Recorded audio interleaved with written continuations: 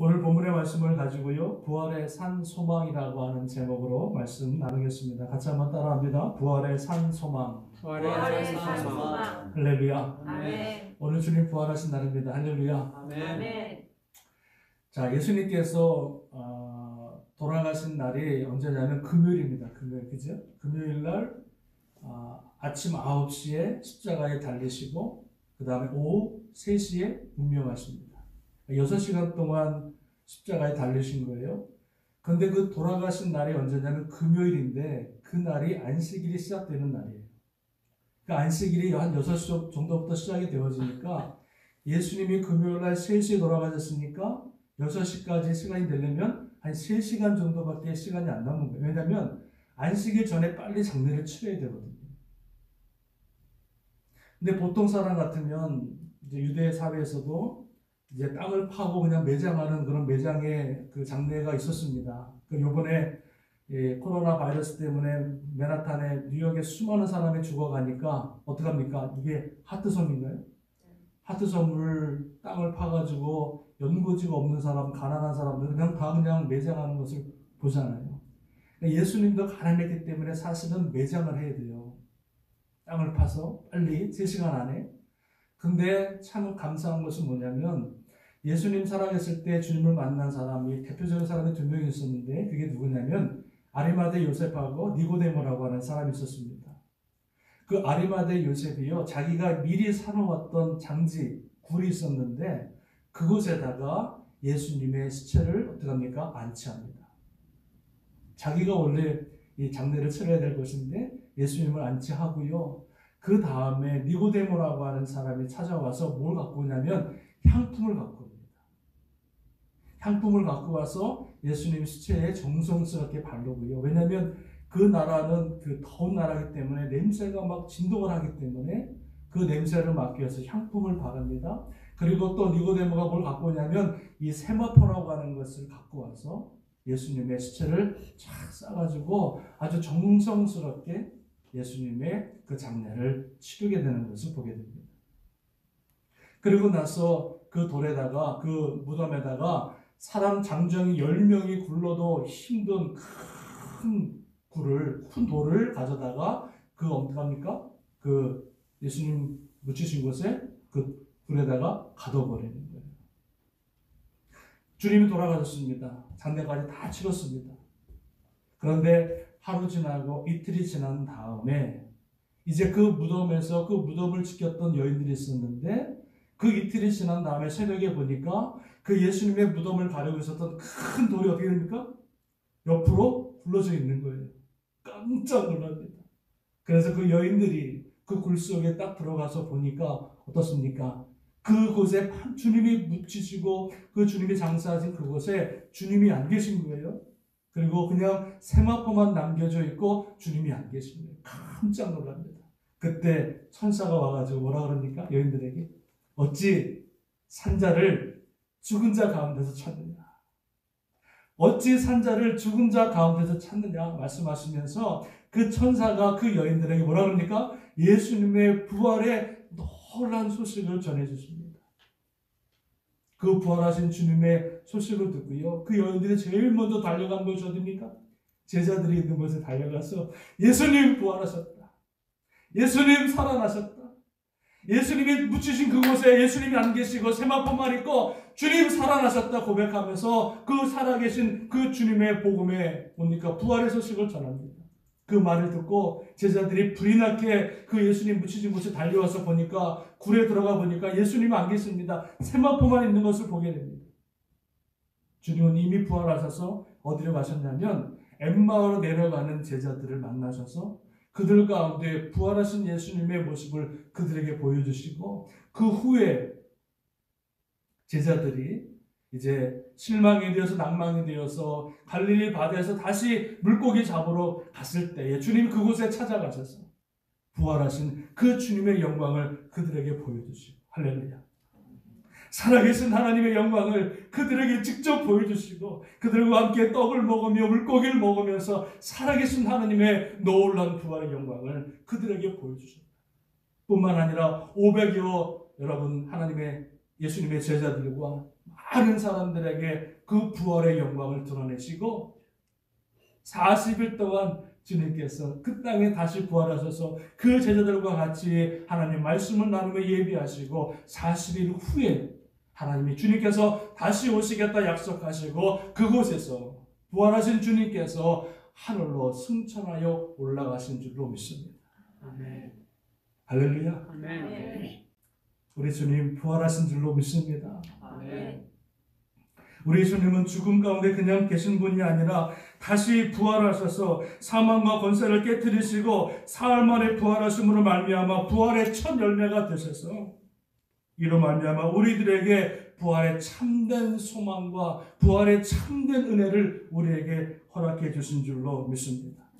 그러므로 부활을 믿는 우리들에게는 그리스도의 마지막 날에 천사장의 소리와 주의 호령과 하나님의 나팔 소리를 들을 때에 우리 모두 다 주님이 부활하신 것 같이 우리도 부활의 영원한 몸을 입고 아름다운 모습으로 다시 살아나고 부활하게 되는 줄로 믿습니다. 아멘. 여러분 이 아침에 부활하신 주님의 그 은혜가 우리 심령 가운데 가득 채워지기를 바랍니다. 수많은 사람이 죽어가는 이때, 수많은 사람이 코로나 바이러스로 죽어가는 이때, 소망이 없고 절망 가운데 있는 이때 죽음을 깨뜨리시고 다시 사망 권세를 깨뜨리시고 부활의 첫 열매가 되어서 우리에게 새로운 희망과 새로운 소망과 새로운 아버지 구원의 은혜를 주신 그 주님의 부활의 은혜를 기억하며 이 부활의 이날 감사함으로 기쁨으로 마음과 뜻을 다해서 주님을 찬양할 수 있는 우리 모두 될 수 있기를 주님의 이름으로 축원합니다. 아멘. 우리 그리스도인들에게 부활은요 너무너무나 중요합니다. 왜 중요하냐면 고린도전서 15장에 보면 부활장에 보면은 이렇게 말합니다. 만약에 예수 그리스도의 부활이 없다면 우리가 믿는 믿음은 다 뭐라고요? 헛것이라는 거예요. 예수님이 이 땅에 오시고 죽으시고까지 다 마치시고 만약에 그 마지막에 부활이 없었다면 그 부활의 소망이 없었다면 우리가 믿는 믿음은 다 헛거라는 거예요. 또 뭐라 그럽니까? 예수님의 부활이 없다면 우리가 믿음으로 전도하는 것도 다 헛거라는 거예요. 전도가 소용이 없다는 거예요. 하나님 복음을 전하는 게 소용이 없다는 거예요. 선교가 소용이 없다는 거예요. 왜요? 부활이 없는데 무슨 전도가 필요하겠어요? 예수님의 부활이 없으면 우리가 여전히 죄악 가운데, 죄 가운데, 사망 가운데 있을 수밖에 없다라고 말씀하고 있습니다. 예수님의 부활은요, 사망을 이기신 거예요. 아멘. 영원히 죽을 수밖에 없는 죽음을 이기신 거예요. 그러니까 부활이 없다면요, 뭡니까? 우리는 여전히 죄악 가운데, 사망 가운데 놓을 수밖에 없어요. 또 뭐라고 그럽니까? 예수님의 부활이 왜 중요하냐면 예수님의 부활이 없다면 그리스도를 믿는 우리들이 세상에서 뭐예요? 제일 불쌍한 사람.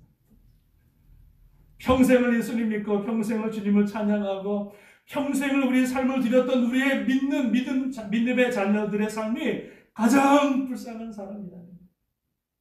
여러분 그렇기 때문에 오늘 부활하신 그 주님의 부활이 정말로 우리 인생에 우리의 삶에 가장 중요하고 가장 소중한 가치가 되는 줄로 믿습니다. 아멘.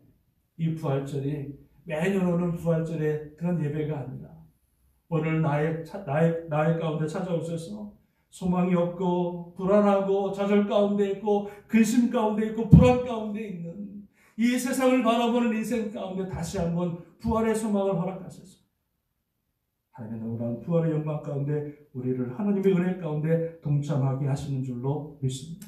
아멘. 오늘 성경 말씀 보니까 예수님께서 이렇게 말씀하십니다.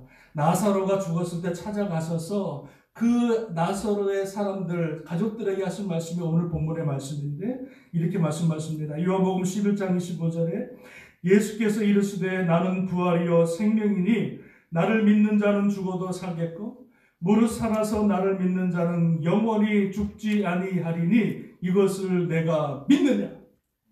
할렐루야. 아멘. 나는 부활이요 나는 생명이다.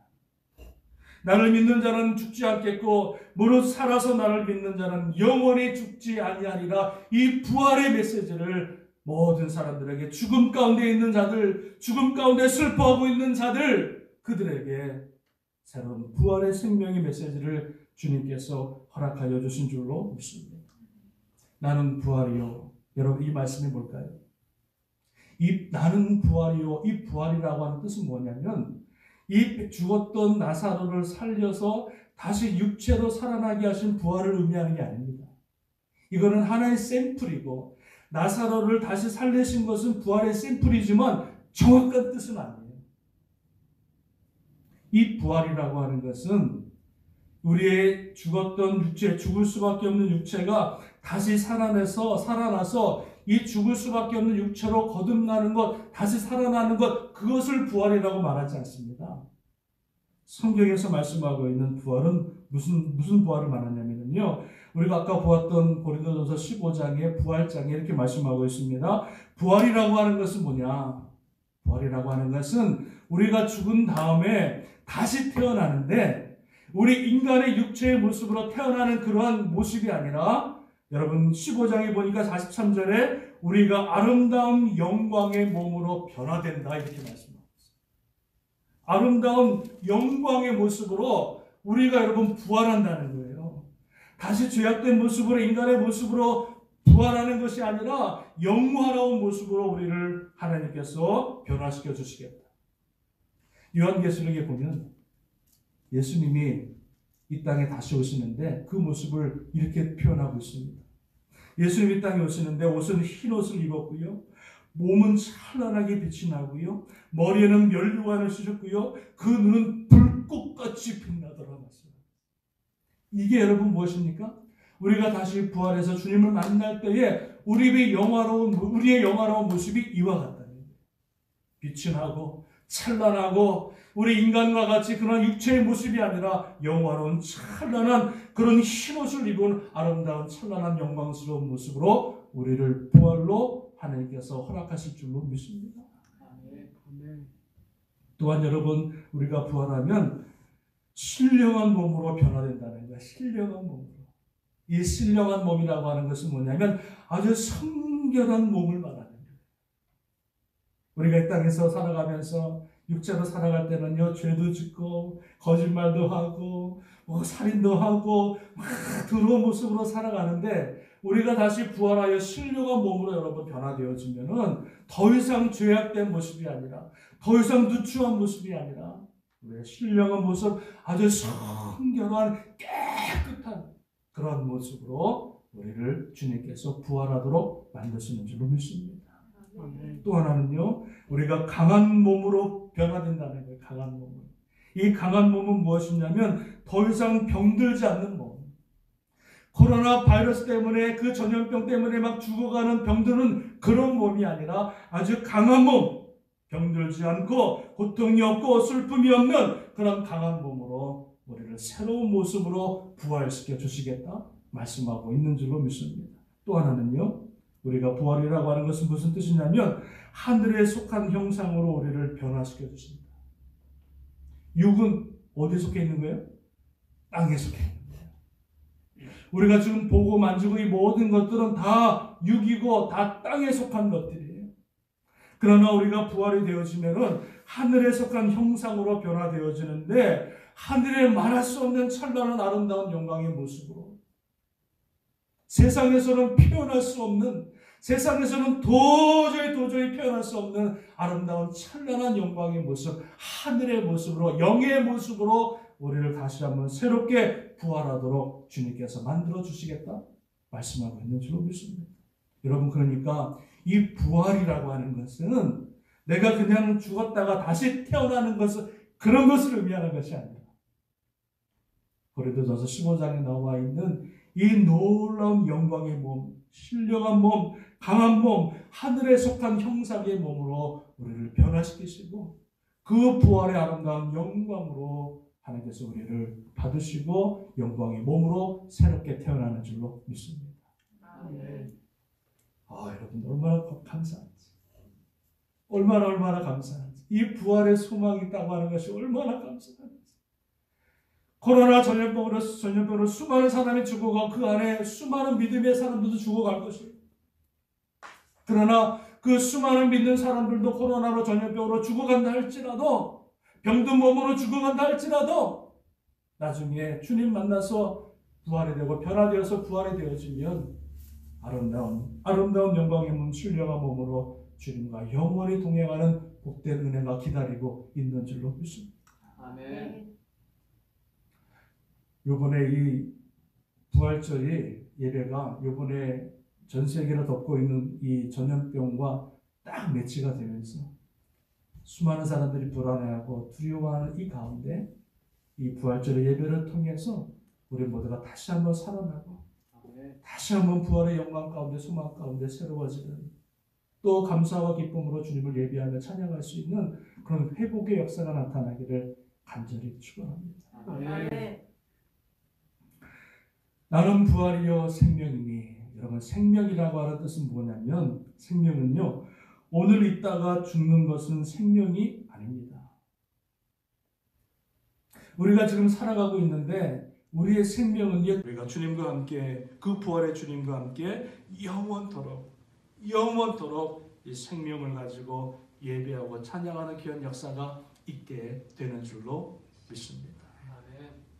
오늘 주님께서 이 부활의 날에 다시 한번 아버지 우리에게 말씀하십니다. 나는 부활이요 나는 생명이니 나를 믿는 자는 죽어도 살겠고 무릇 살아서 나를 믿는 자는 영원히 죽지 아니하리라. 그런데 여러분 중요한 것은 뭡니까? 주님이 100번 1000번 부활했어도 제일 중요한 건 뭐예요? 내가 이것을 믿느냐. 이게 중요한 거예요.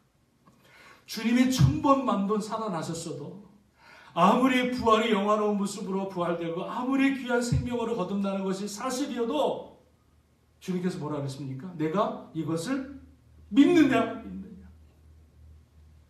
그 부활의 주님, 그 생명의 주님을 내가 믿을 때에만이 그 주님의 부활이 내 부활이 되어지고 그 주님의 생명이 내 생명이 되어지는 줄로 믿습니다. 사랑하는 여러분, 오늘 부활의 예배를 드릴 때 정말로 오늘 주님 말씀하신 나는 부활이요 나는 생명이니 그 주님의 부활과 그 생명 되신 그 주님을 내가 믿고 또 그 믿음으로 말미암아 이 연약한 세상, 이 약한 세상 믿음으로 승리하고 또 주님 만나는 날 그 영화로운 그 부활의 주님과 함께 영원토록 주님을 예배하며 찬양할 수 있는 복된 은혜가 있기를 주님의 이름으로 간절히 축원합니다. 우리의 믿음이 다시 한번 부활의 소망으로 우리의 믿음이 다시 한번 이 생명의 소망으로 거듭나고 새로워지는 귀한 부활의 주일 귀한 부활의 날이 될 수 있기를 간절히 주님의 이름으로 축원합니다. 아멘. 감사합니다. 제가 한번 기도하겠습니다.